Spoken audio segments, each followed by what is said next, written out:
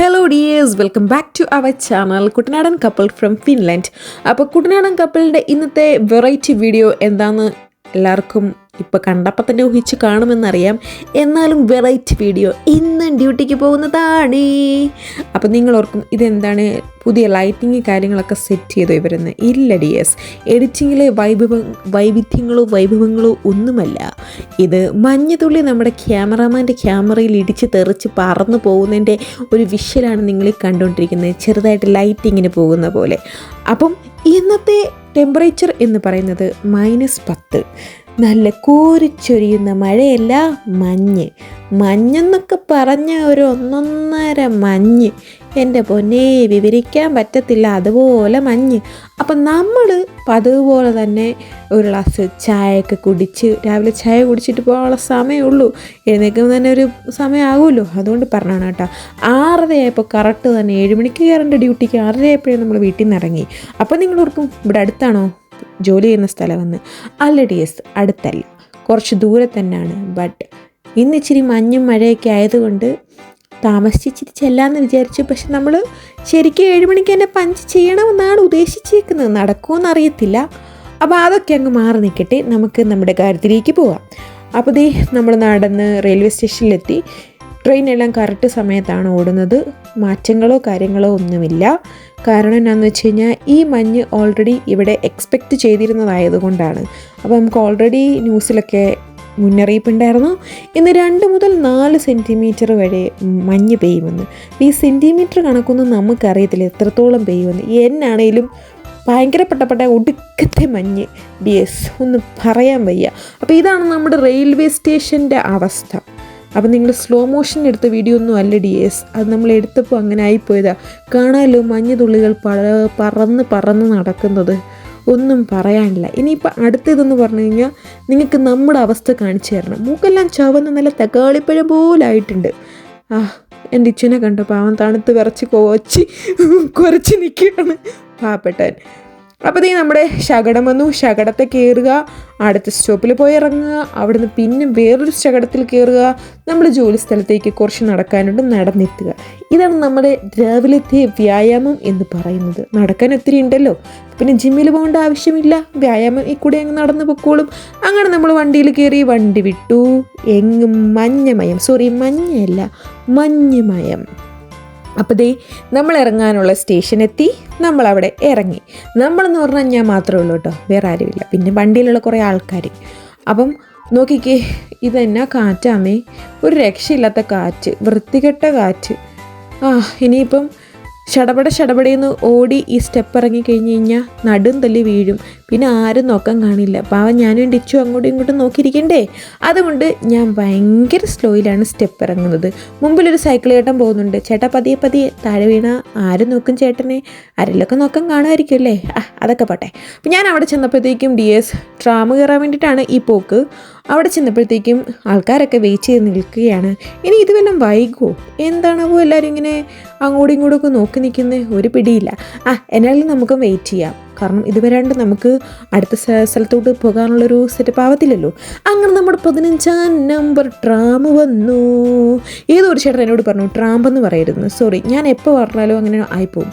Sorry, ഞാനിപ്പോൾ തിരുത്തുന്നു, പിന്നെയും പറയുന്നു ട്രാം വന്നു. ട്രാമിൻ്റെ വാതിൽ മലർക്കെ തുറന്നു. നമ്മൾ അകത്ത് കയറി ഡിയേഴ്സ്.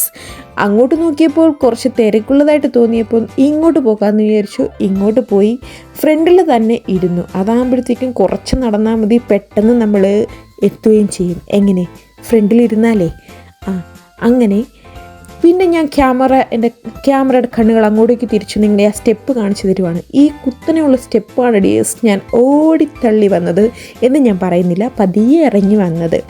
അപ്പോൾ ഇതാണ് നമ്മുടെ മഞ്ഞ് വീണിട്ടുള്ളൊരു അവസ്ഥ എന്ന് പറയുന്നത്.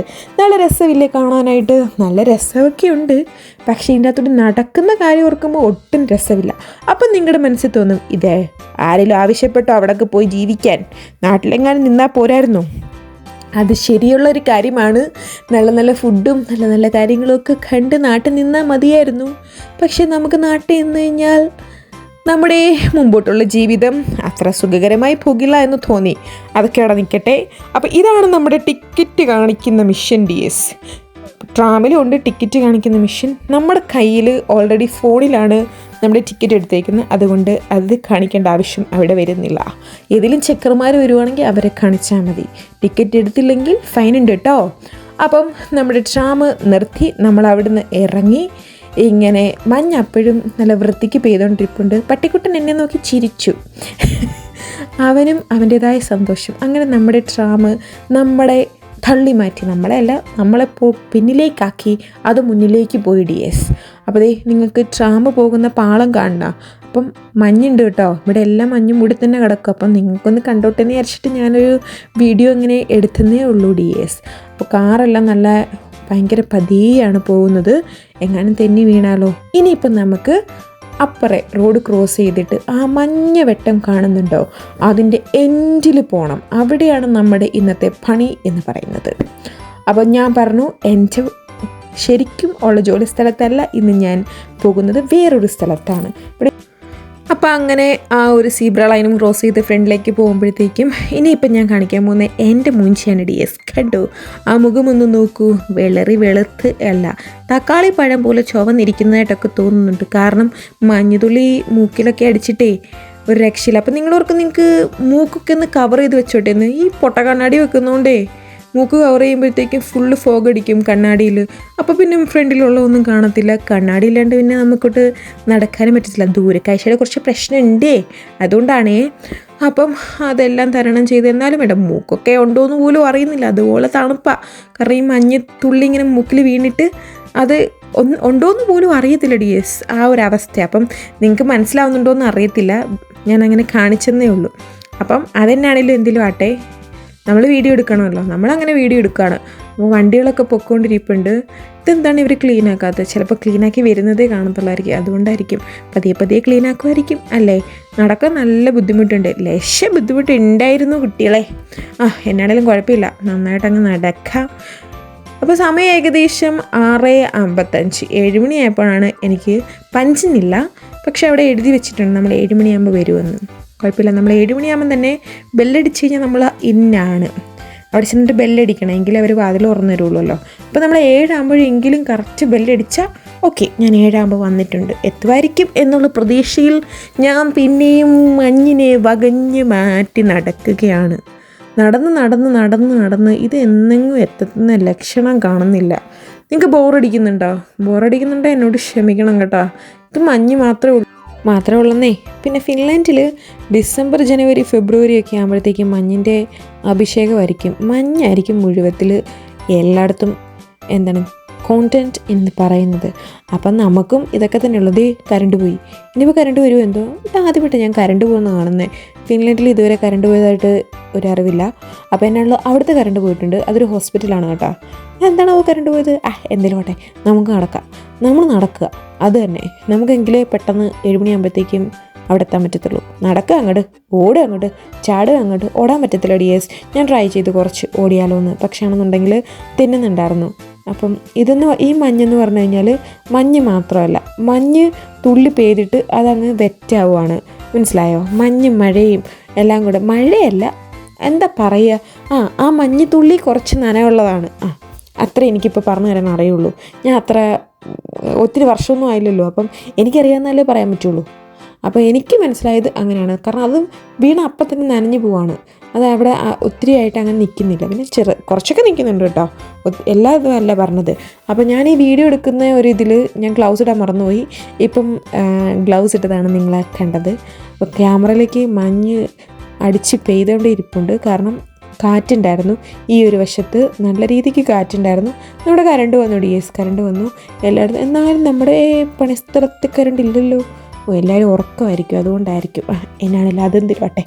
അപ്പോൾ DS ഇപ്പം മഞ്ഞ് വാരി യന്ത്രം, JCB അവിടെ പണി തുടങ്ങിയിട്ടുണ്ട്. എനിക്കിപ്പോൾ കാണാൻ വേണ്ടി പറ്റുന്നുണ്ട്. അപ്പം ഇവിടെ എന്താണെങ്കിലും മഞ്ഞ് വാരി തുടങ്ങിയിട്ടുണ്ട്. ഈ വണ്ടി തന്നെ ആയിരിക്കും അങ്ങോട്ടേക്ക് മഞ്ഞ് വരാൻ വേണ്ടി വരുന്നത്. മഞ്ഞ് വരണമല്ലോ, വരില്ലെങ്കിൽ ശരിയാവില്ലല്ലോ. ആൾക്കാരൊക്കെ എങ്ങനെ നടന്നു പോകും, മഞ്ഞ് വരാണ്ടൊന്നും ശരിയാവത്തില്ല. അപ്പം അവരെന്താണ് മഞ്ഞ് വാരട്ടെ, നമുക്ക് നടക്കാം. അപ്പോൾ നടന്ന് ഏകദേശം എത്താറായി. അപ്പോഴത്തേക്കും ഞാൻ മഞ്ഞിൽ കുളിച്ചു. വേണ്ട, വെറുതെ ഇതിനകത്തിന് പാട്ടൊക്കെ പാടി നിങ്ങളെ ബോറടിപ്പിക്കുന്നത്, അല്ല തന്നെ ബോറായിട്ടിരിക്കുമല്ലേ. അപ്പം ശ്വാസം വിടാൻ പറ്റുന്നില്ല കേട്ടോ, മൂക്കടഞ്ഞു പോയി. അപ്പം ഞാൻ വായിക്കൂടി ശ്വാസം വിടുന്നതാണ് കാണുന്നത്. വായിക്കൂടി ശ്വാസം വിടുമ്പോഴത്തേക്കും കുറച്ച് എളുപ്പമുണ്ട്, പെട്ടെന്ന് നടക്കുകയും ചെയ്യാമല്ലോ.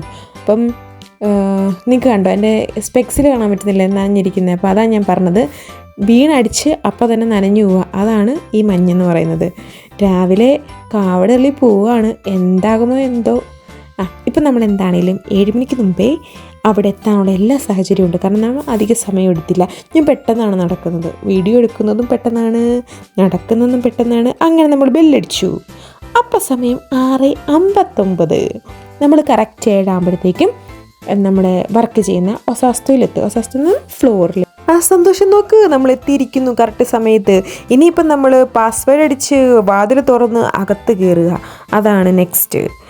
ഇതേ സമയം മറ്റൊരിടത്ത് ഒരാൾ നടന്നു പൊയ്ക്കൊണ്ടിരിക്കുകയാണ്, മഞ്ഞിനെ വകഞ്ഞു മാറ്റി. വേറെ ആരുമല്ല, ഇച്ചുവാണ്. ഇച്ചു തിരിച്ച് വീട്ടിൽ പോകുന്ന വിഷ്വൽസാണ് നിങ്ങളിപ്പോൾ കണ്ടുകൊണ്ടിരിക്കുന്നത്. അപ്പോൾ ഇവിടെയും എന്താണ്, രാവിലെ ആ സെയിം അവസ്ഥ തന്നെ, നമ്മൾ വന്ന വഴി തന്നെ പുള്ളി തിരിച്ചു പോകുന്നു. യെസ്, വേറെ പ്രത്യേകിച്ചൊന്നുമില്ല, അതും മഞ്ഞ് തന്നെ. അപ്പം ഇത്രയും മഞ്ഞ് പെയ്യുന്നത് ആദ്യമായിട്ട് ആണോയെന്ന് ഇച്ചുവിന് എക്സ്പീരിയൻസ് എന്ന് ചോദിച്ചു കഴിഞ്ഞാൽ അതെ, ഇത്രയും മഞ്ഞ് പെയ്യുന്നത് ആദ്യമായിട്ടാണ് ഇച്ചുവിൻ്റെ എക്സ്പീരിയൻസ് എന്ന് വേണമെങ്കിൽ പറയാം.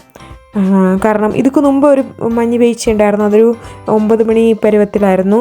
പക്ഷെ അത് ഇത്ര ഹെവി അല്ലായിരുന്നു. ഇതെന്ന് പറഞ്ഞു കഴിഞ്ഞാൽ നനവും കൂടി ഉള്ളത് കൊണ്ടാണ് നമുക്കൊരു ബുദ്ധിമുട്ട് ഫീൽ ചെയ്യുന്നത്. കാരണം പിന്നെ മുഖം എല്ലാം കൂടി തണുക്കും, അതൊരു വല്ലാത്തൊരു ഫീൽ തന്നെയാണ്. എനിക്കിഷ്ടമല്ല, മഞ്ഞ് പെയ്യുന്ന ഇഷ്ടമല്ല. പക്ഷെ മഞ്ഞ് പെയ്ത് കഴിഞ്ഞിട്ട് ഡ്യൂട്ടിക്ക് പോകുന്നത് ഇഷ്ടമാണ്. കാരണം അതൊക്കെ അത് എല്ലായിടവും വെള്ള കളറും കാര്യങ്ങളൊക്കെ കണ്ടങ്ങ് പോകാമല്ലോ.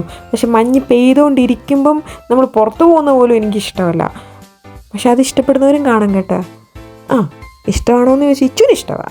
ഇച്ചുവിന് മഞ്ഞത്ത് കളിക്കാനൊക്കെ ഭയങ്കര ഇഷ്ടമാണ്.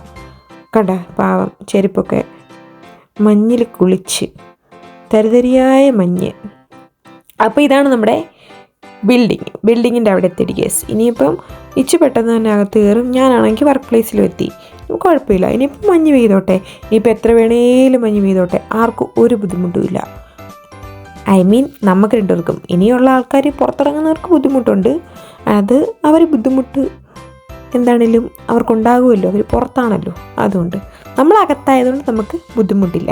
അങ്ങനെ ഇച്ചും വീട്ടിലെത്തി. ഡിഎസ് ഇനിയിപ്പോൾ പ്രത്യേകിച്ച് എന്നാ പറയാൻ, മഞ്ഞ് തീർന്നു എന്ന് ചോദിച്ചു കഴിഞ്ഞാൽ മഞ്ഞ് തീർന്നിട്ടില്ല, മഞ്ഞ് തീരാനും പോകുന്നില്ല. തിരിച്ചു വരുന്നിടം വരെ എന്നാണേലും മഞ്ഞ് കാണും എന്നുള്ളതാണ് വാർത്തകളിൽ നിന്ന് അറിയാൻ വേണ്ടി സാധിച്ചത്. അപ്പോൾ ഇപ്പോൾ സമയം ഏകദേശം 1:56. അപ്പോൾ ഞാൻ ഡ്യൂട്ടി കഴിഞ്ഞ് പുറത്തിറങ്ങി 2 മണി വരെ ഉണ്ടായിരുന്നു. കുഴപ്പമില്ല, അവർക്ക് എന്താ മീറ്റിങ്ങോ കാര്യങ്ങളൊക്കെ ഉണ്ടെന്ന് പറഞ്ഞു. എന്നോട് പൊക്കോളാൻ പറഞ്ഞു. ഞാൻ 1:56 ഇറങ്ങി. 1:56 ഇറങ്ങിയപ്പോഴത്തേക്കും എൻ്റെ ക്യാമറ കണ്ണുകൾക്ക് വിശ്വസിക്കാനേ പറ്റിയില്ല. ഡിയേഴ്സ് എവിടെ നോക്കിയാലും വെള്ളക്കൂന മല. ഇതെന്താണ് മല? വേറൊന്നുമല്ല, ഐസ് വാരി കൂട്ടി വെച്ചേക്കുന്നത്. 4 സെൻറ്റിമീറ്റർ പെയ്യുമെന്ന് പറഞ്ഞായിരുന്നല്ലോ, ആ 4 സെൻറ്റിമീറ്റർ കൂട്ടി വെച്ചിരിക്കുന്നതാണ് നിങ്ങളിപ്പോൾ കണ്ടത്. ദേടാ ഒരു പട്ടിക്കൂട്ടം നടന്നു വരുന്നു. അവൻ എന്താണെന്ന് ഉറക്കിക്കുന്നതെന്നല്ലേ, അവിടെ ഒരു മലയുണ്ട്.